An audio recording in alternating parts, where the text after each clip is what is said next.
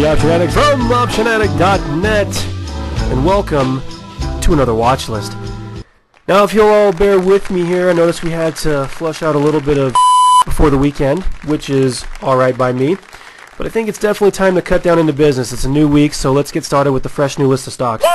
Now, getting right into business here, the one thing I want you to keep an eye on as we head into this week's trading is this potential area of support / resistance that we've been worried about in the S&P for the last couple months, and that is the 1490-1500 area right through there, the little zone right there that's acted as resistance in the past. You can see here the mid-November high that we made right at about 1495. You know, keep an eye on that again. If that holds, look for the S&P to continue on downward. You all know I'm pretty much bearish on this market, but we're going to use a couple tech signals here to help walk us through the week. A couple of the things I want you to keep in mind are, number one, is most of the major indices here have reached the state of correction, which is a 10% move to the downside. So this rally here has been pretty substantial, something I want to keep an eye on. It's the Santa Claus rally. That's what all the traders are calling for right here, is a little boost in stocks before the year end. But I got to say, looking at this week up front, I don't see a lot of detrimental economic news. And two things I want you to really focus on this week. Number one, there are going to be a lot of double bottoms and bullish divergences occurring in some of the downtrending stocks. So if you take bearish trades, you got to be careful. Number two, I want you to focus on volume this week. Volume when you take a trade, volume before you take a trade. I want you to watch volume in your individual issues really closely. Other than that, let's get into our list. Yes. I'm going to start off with a couple price patterns, and the first one I got today is AMT, which is American Tower Group. Now, if you'll notice, this broke out on Thursday, but the reason why I'm bringing it up here is I think it looks like a pretty good retest as of Friday, so there might be some action here to still take care of. Next is NIHD, and you'll remember this from my bearish watch list. Put in about 2 different bearish trades on this. So far, so good.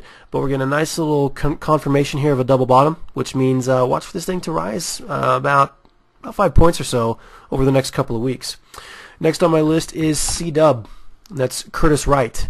And same thing, we had a breakout on Wednesday. A couple days of the stock pulling back has it sitting right around that breakout point, which may be a pretty good retest here. What I want to look at next is Omnicare, OCR. Now, Omnicare has been beaten up pretty badly over the last year, but there's a nice little descending triangle that's occurring here right at about $25 per share. If the stock folds here at 25, look for it to hit low 20s within about a month's worth of time. That's amazing. Next on the list is Mother Merrill, ticker symbol MER. And in my opinion, Merrill Lynch has been pretty easy to trade over the last few months, but what we see here, same thing, a nice little double bottom, had a nice little breakout confirming what should be about a 7 to 8 point move over the next month or so. Next, I'm a little concerned about this one, but I'm throwing it out there anyways, and that's the Head and Shoulders formation in Barrick Gold. Now, the one of my preferences is I hate to draw necklines that kind of force themselves away from the stock price, so if I were moving this up here a little bit, which I probably would, which means I'm probably going to take this trade on Monday if it breaks down. Now, this is in no way a representation of me being bearish on gold, albeit there is some controversy here of a potential short-term reversal. As you can see, what might be a little double top. I'm not getting bearish here. What I would suggest is maybe you keep this on your radar. If you are long on gold, which I have recommended, maybe you take some profits here if it starts to break down. Next, I don't want to, but I'm going to look at Crocs.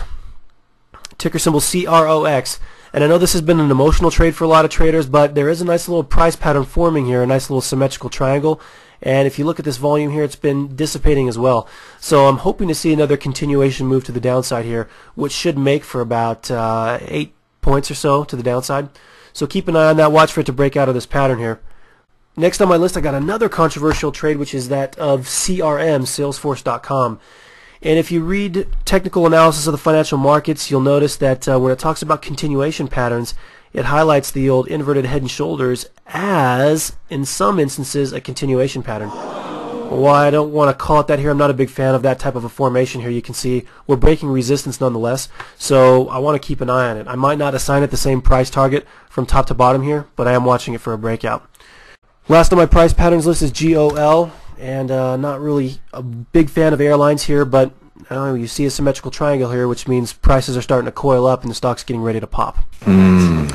Yeah. A couple of bullish ideas that I want to point out, some support bounces. MCRS, which of course there was some confusion last week that I was bearish on this. Nope. I like this as a retest here at about 72. I'm going to pick me up a little bit more if it holds. I'm also looking to add to VIP. You guys knew it took a trade here at about 30. I added to a position here. I've been long-term on Vimple for over a year now, and I still think there's a pretty good entry point coming in here. Keep an eye on it. Metler Toledo, MTD. I highlighted this a while ago. It exploded, and now it's just hovering around its resistance area, so keep an eye on that also. Synaptics, SYNA. I'm going to keep talking about this one. Look for a retest off of support coming early next week. DRS, which I like the retest here of an ascending triangle. And last but not least, if you look at water transportation, everyone's kind of worried about this. There have been some pretty good rallies in these stocks, but what I want to point out is this right here. There's some unbelievable buying going on here, so I want you to keep an eye on that. It may be something to day trade or something to scalp into next week. Now, I have a tremendous list of bearish ideas, so I'm just going to fly in a chart here that's going to come at you right about now.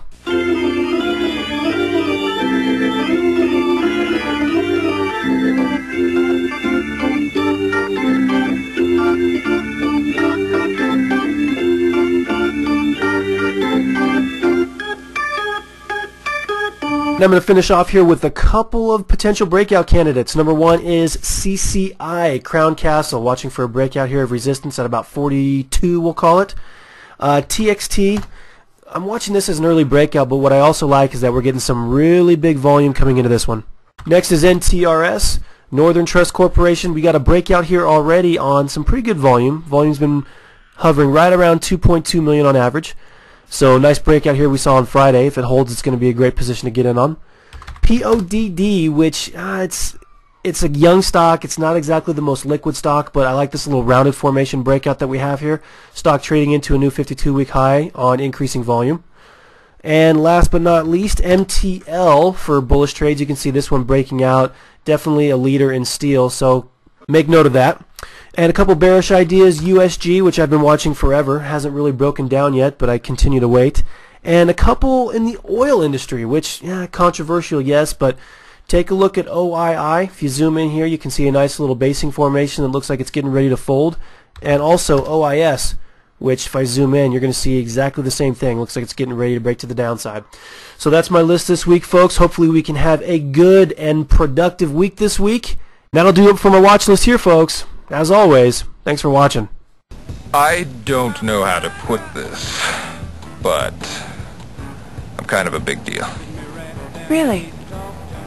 People know me. Well, I'm very happy for you.